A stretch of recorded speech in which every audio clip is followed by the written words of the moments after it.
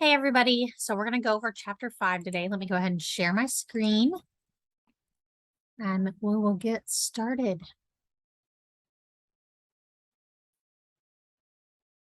All right, so networks are sets of informal or formal social ties that link people to each other.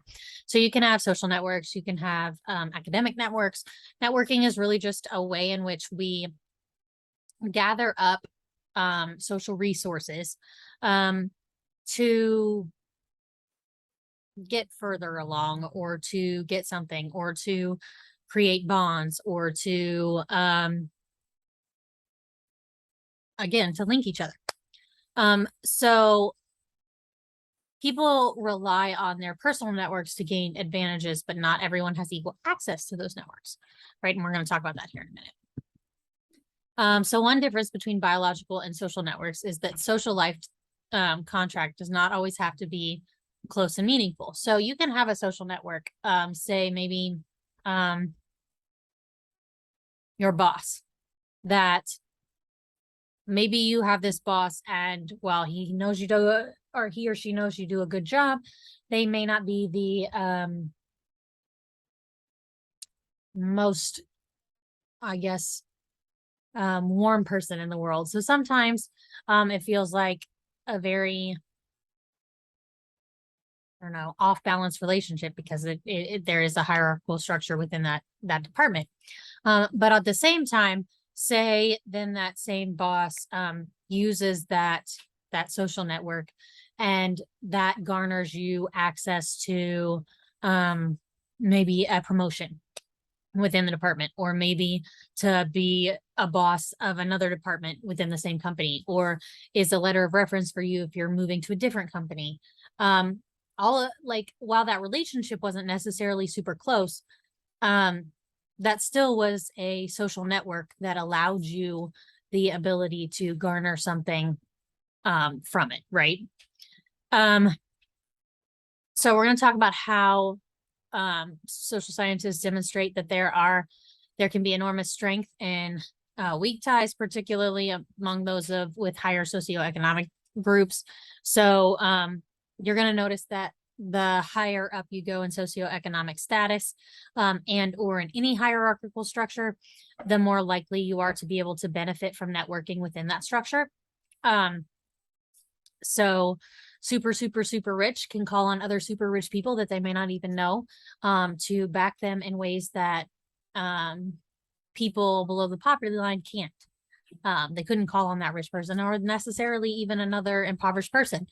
This is because when you garner certain kinds of statuses, especially ones that are higher on the hierarchical structure, those particular things come with a wide variety of resources and ability to utilize resources and the power to hold those resources over other people's heads in ways that other social groups may not have. So internet users can connect through global networks, and global networking is again the same. Like we are able to communicate in ways cross-culturally that we just weren't able to do due to the lack of internet, due to the lack of really telephones until the last, 100 years. So that has really been a way in which things have broaden our scope of who we can have social networks with, if that makes sense. Factors such as social position, wealth, race, ethnicity, gender, and physical disability are less likely to cloud social interactions online than in face-to-face encounters. So in other words, this is a place in which there are more likely to have, I guess, a more level playing field than maybe some of the other things. You can sit on the other end of the computer, not necessarily know somebody has a disability and that you're talking to unless they disclose that in some way. There's a way in which you can type over an email and not necessarily be able to cue into wealth or certain kinds of social positions depending on. So the internet does give places in some context where some of these things are less less damaging to a person's social positionality. But again, not everyone has equal access to the internet itself and or to resources on the internet. So what are social groups? A social group is a collection of people who regularly interact with one another on a basis of shared expectations, concerned behavior, or who share a sense of common identity. So think about the I think I used the example last time of the Trekkies, or those who really love Star Trek, right? So say you have a particular kind of fan group or an internet fan website, or a series of people that are followed within that particular group. That's going to be its own social group with its own social hierarchies that may or may not be influenced largely depending on whether or not how much face-to-face person, or how lack of diversity there is in the group, may not be dependent on particular identity categories or positionalities. So a social aggregate is a simple collection of people who happen to be together in a particular place but do not significantly interact or identify with one another. So some of your social aggregates can be like the people at the park in a particular setting or on a particular day. It can be all employees of a certain company, and you may not interact in the same way, or maybe not even talk to somebody from the HR department, but because you're in that same company, you still have an aggregate social network that has expectations and understandings within it because you work for the same company. A social category are people who share a common characteristic such as gender or occupation, but do not necessarily interact or identify with one another. In groups and out groups. So the sense of belonging that characterizes social groups is sometimes strengthened by scorning other groups. So sometimes we see this in modern day society too, is that marginalized people sometimes still marginalize other people with different identities, just because that is not a marginalization that they carry, and or by thinking that this particular group is bad or worse than me, then maybe I have a leg up in that one particular landscape where I don't feel like I have the opportunities or understandings that I want. And in this case, an in-group is a group towards which we feel particularly loyal or respect the group to which we belong. An out-group are groups toward which we feel antagonism or contempt for those people. So those are people that you're going to see being othered significantly by the in-groups that you're in. So, and we see a lot of this in society.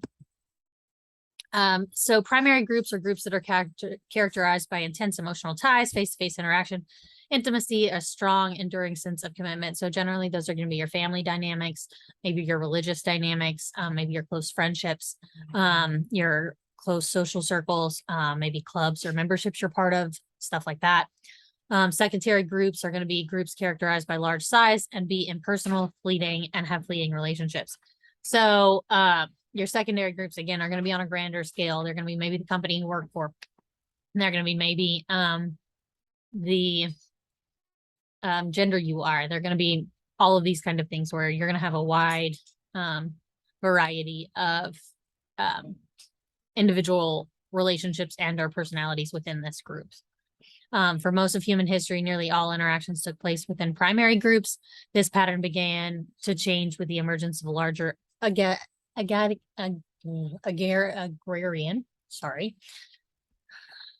speaking is hard sometimes, societies. So your reference group is a group that provides a standard for judging one's attitudes or behaviors. You do not have to belong to a group for it to be a reference group. Reference groups are used heavily in advertising. So these are going to be kind of like, a reference group is going to be kind of your like idealistic persons of which we are supposed to measure ourselves to an extent. And we're going to talk about how that causes issues here in a bit. So the effects of size. A dyad is a group consisting of two persons. Zimmel reasoned that dyads, which involve both intimacy and conflict, are likely to be simultaneously intense and unstable. A triad is a group consisting of 3 persons. Triads tend to be more stable, but can also fall prey to alliances between 2 members that overpower the third.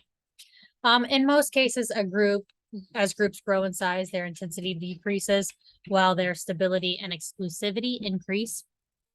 This is because it is easier for members to limit their social relationships to the group itself and avoid relationships with non-members. Larger groups can survive the withdrawal of a few members. Beyond a certain size, about 12, a group tends to develop a more formal structure. You end up with a leader, a person who's able to influence the behavior of other members. Transformational leaders are those who are able to instill in the members a group sense of mission or higher purpose, thereby changing the nature of the group itself. So you're looking there at like pastors or religious leaders of any kind, or you're looking at activist leadership. You're looking at a really strong gamer and a group of gamers, right? You're looking at those people who are like, hey, this is the mission we have, or this is the goal we have as a group. And so here's how we're going to achieve it.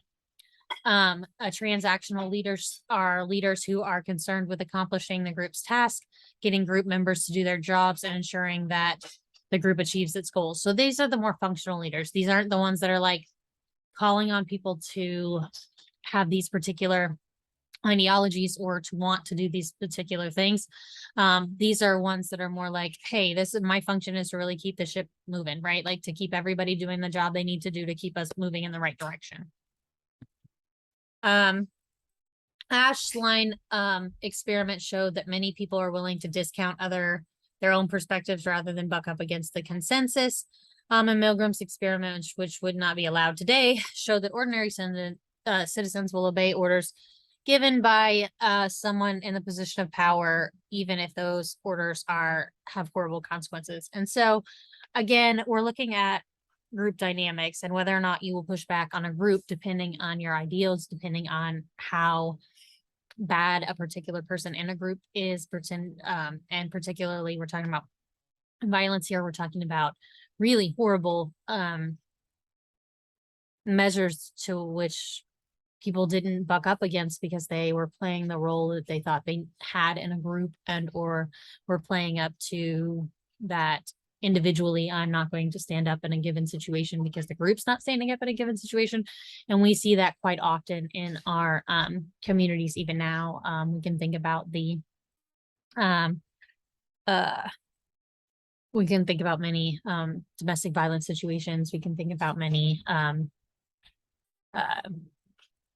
robbings, things of that nature that happen out in public and or in daylight that tend not to be acted on because we want to stay out of it or what have you, or because no one else is interacting.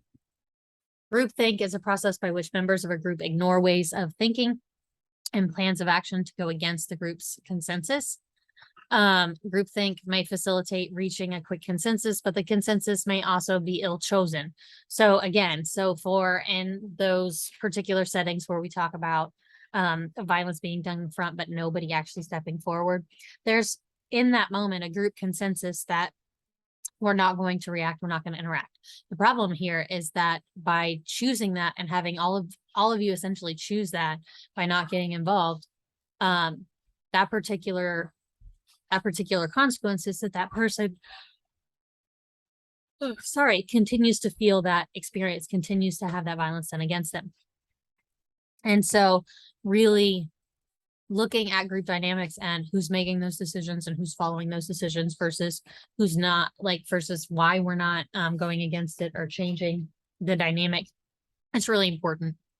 So Janice identified some possible reasons President Kennedy's advisors engaged in groupthink instead of voicing concerns about the plan for the Bay of the Pigs invasion in 1961. So again, sometimes it's bucking up against leadership. Sometimes it's just thinking about this. And so he really got down to 3 main reasons. The advisors were hesitant to disagree with the president lest they lose their favor and or their job. They did not want to dismiss group harmony in a crisis situation where teamwork was all important, where they faced immense time pressure and had little opportunity to consult with outside experts who might have offered radically different perspectives, and or they might have come up with different solutions. Organizations is a large group of individuals that define a set of authority relationship or relations. Many types of organizations exist in industrial societies, influence most aspects of our lives. So these are going to be very bureaucratic structures. These are going to be things like companies, law, judicial systems, any kind of governing systems. These are going to be any kind of money systems and or resource gathering systems. There's going to be all of this, and it's going to happen on multiple levels, right? You're not going to have just organizational structures that are at a national level, or you're going to have those at an international level. You're going to have those at like the United Nations. You're going to have some at local levels, like the county sheriff's office. You're going to have the local Walmart's going to have its own organizational structure, along with being part of a bigger organizational structure within that company, along with being a bigger part of an organizational structure, which is capitalism, which is the economic system that Walmart operates in as a company. Okay, so, and there's probably a step in between there in that the Board of Regents probably is the head of not just Walmart, but also multiple different other sub companies that form that particular organization. So there's a lot of different organizational stratospheres, and I don't want you to think that they happen just at this big state level or this big governing body level. There's a lot of different regulatory organizations. A formal organization is a group that is rationally designed to achieve its objectives, often by means of explicit rules, regulations, and procedures. Weber argued that organizations are ways of coordinating the activities of human beings or the goods they produce in a stable way across space and time. He stressed that the central importance of writing, in these processes, an organizational needs written rules to function and files in which to store it in our memory, in which they can redirect or absolve some rules and or add new rules as problems arise, but a way to essentially communicate those rules outwardly to the people as part of those organizations. Weber also saw organizations as strongly hierarchical, which makes sense. Bureaucracy is the type of organization marked by a clear hierarchy of authority and the existence of written rules of procedure and staffed by full-time salaried officials. So this just means that not everybody has to be a full-time salary official, but that at the top of the leadership, there is somebody there that is making decisions 24/7. That you have a board of directors, that you have a manager, that you have a church leader, that you have a principal in the schools, and so on and so forth. An ideal type is a pure type, or constructed by emphasize certain traits of a social item that do not necessarily exist in reality. For example, is Max Weber's idea of bureaucratic organization. And okay, so I was going to say, I bet there's another slide on this in notes. So there was 5 ideal points that made the best bureaucratic structure. And that was that there was a clear-cut hierarchical structure of authority. There was written rules to govern and conduct officials at the levels of each level of organization, that officials work full-time and are salaried. There is a separation between the tasks of an official within an organization and his or her life outside, that no members of the organization own the materials for which they operate. Now, let's go through that and really touch base. This was his ideal, the way he thought bureaucracy could run effectively. That does not mean that's how bureaucracy runs, because let's face it, none of us really have great work-life balance, and or not all of us work full-time or salaried. Not all of us are, not all of us have very good written rules that govern how we do our jobs and or other structures, depending on what organization you're in. And there's not a company, I think, on this planet where the people who work in the organization aren't allowed to buy the materials. In fact, generally it's preferred at this point, especially when you talk about like maybe car dealerships and or real estate agencies or something like that. You're going to be considered, it's going to be considered a flaw if you are not utilizing the products that are being produced within that company. So formal relations within bureaucracies are relations that exist in groups and organizations as laid down by the norms or rules of the official system of authority. And informal relations they exist in the groups and organizations developed by a personal basis of personal connections, ways of doing things that depart from the or formally recognized modes of procedure. Again, so here's the thing. Think of formal relations as those that first aid job packet you get online. It's like, here's your employee handbook. Here's the things you're supposed to know. Here's the things you're supposed to do. Here's the rules you're not supposed to break. And then the informal relations being that trainer that's going to tell you who not to talk to because they're not very nice, or are going to tell you all of these things about the internal workings of the do's and don'ts that aren't actually written down, but are things that you have to know. Hey, this particular boss likes these kind of papers filled out this way, or what have you. Or you learn those by trial and error. Or, hey, this boss doesn't really care if you're late, but this one, if you're late for this meeting, like you're going to be in big trouble, right? Like all those little nuancy things that you learn as you get into these social groups, right? And that's kind of the difference. Weber was disturbed by the prospect of rule by faceless bureaucrats, which I think is interesting because we have a lot of that at this point. Michaels invented the phrase for this, who says organization says oligarchy. And that's just really talking about the fact that we have at the tops of our bureaucratic structures and organizations and at the top of our economic system, a wide variety of crossover between companies, between different agencies, between our public and private industries. All of these things are having crossovers in ways that make bureaucracies less idyllic in Weber's mind and more problematic, and create situations where so many people benefit, or so few people benefit in big ways, and so many people don't receive the benefits of what could happen in a bureaucratic structure if done in a way that is not ruled discriminatorily. The iron law of oligarchy is a term coined by Weber's student Michaels, meaning the large group of organizations tend toward centralization of power, making it democracy difficult, which again ties back into capitalism, and we'll get back into that moving forward, I think, in another chapter. But if you are very interested in capitalism and that structure and why this started to happen and why this why there's such a big deal about this, please don't hesitate to reach out.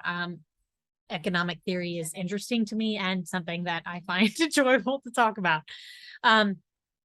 Oligarchy is the rule by a small minority within an organization or a society.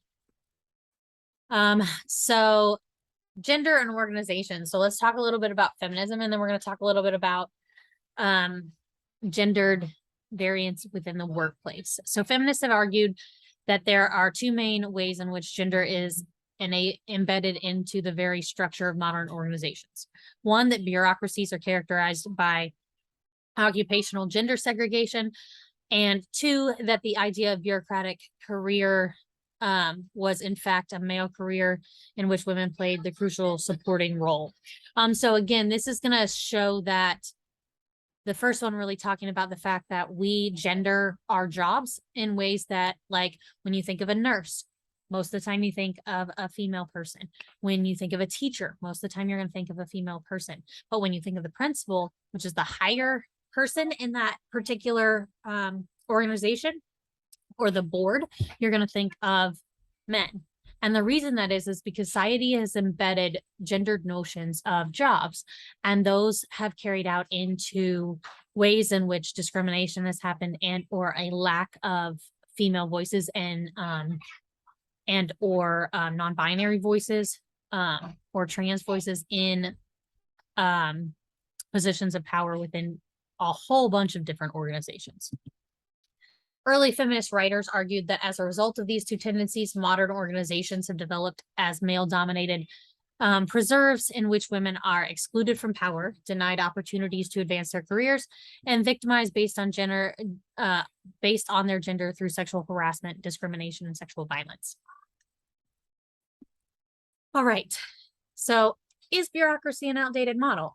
Is there a better one? Are there ways in which we could organize our organizations better? So human resource management is a style of management that regards a company's workforce as vital to its economic competitiveness.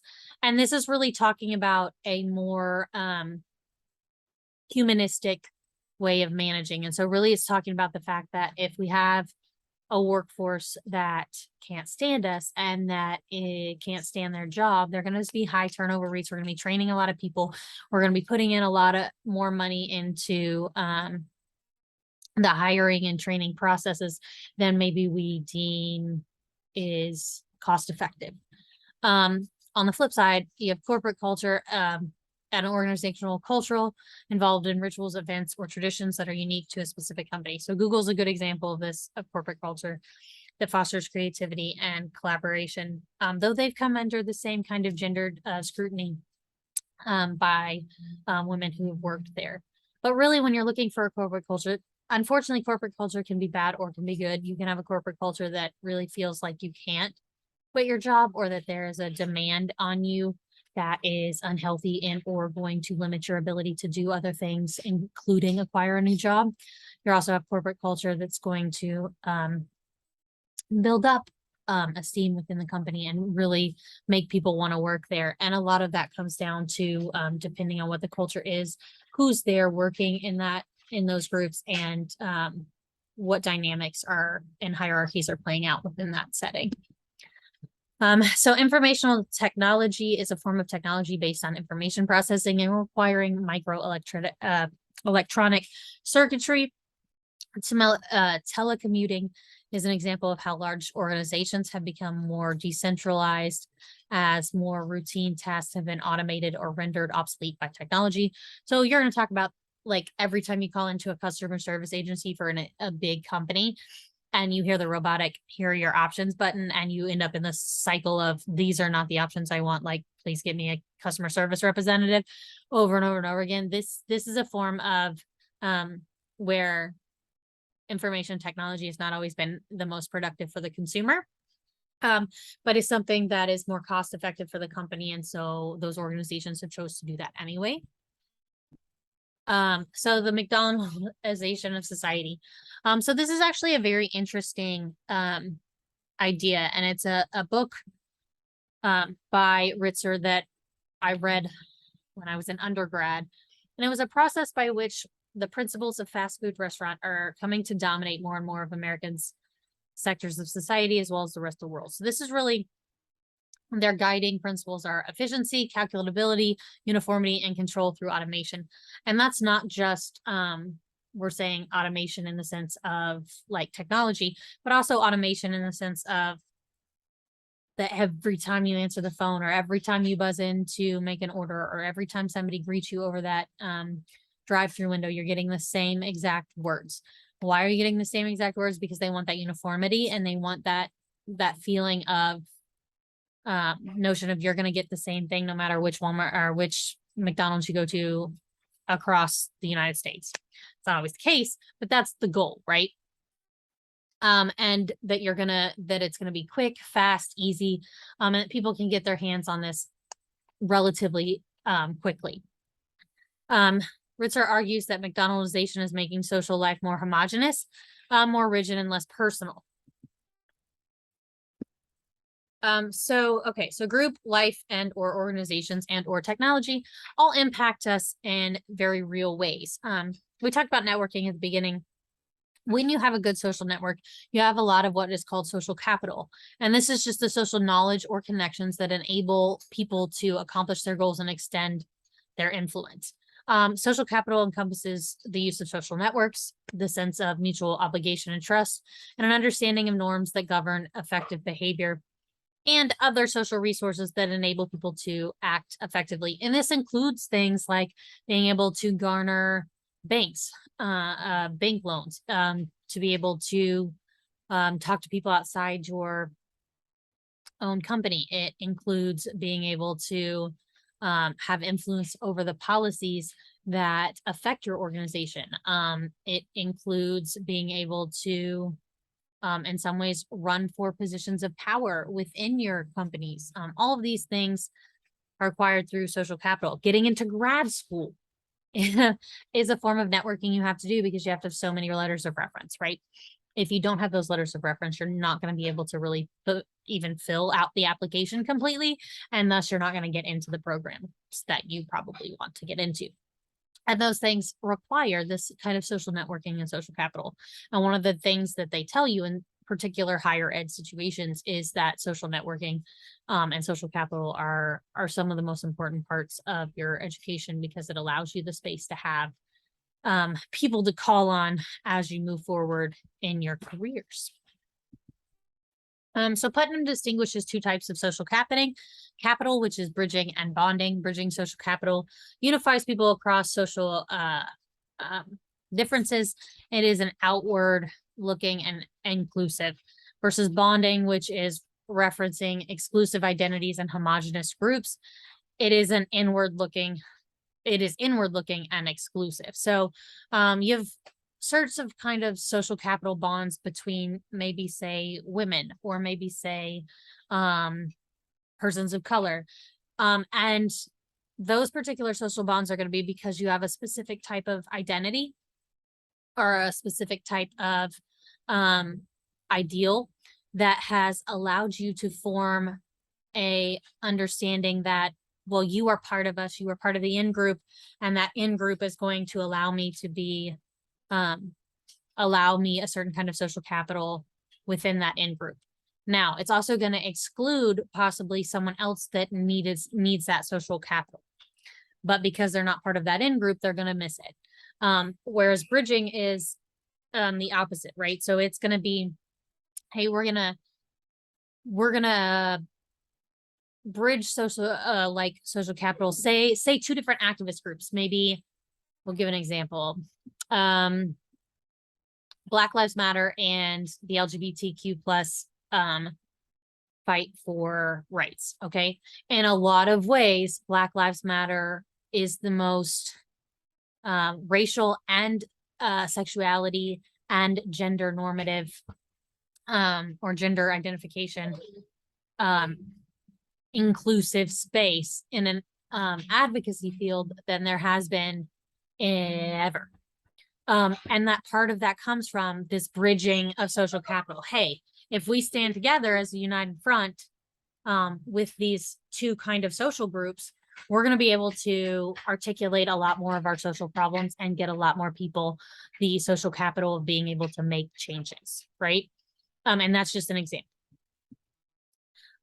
So democracy and social capital. Historically, declines in organizational membership, neighborliness, and or trust in organizations or corporations have been paralleled with declines in democratic participation and trust in the government.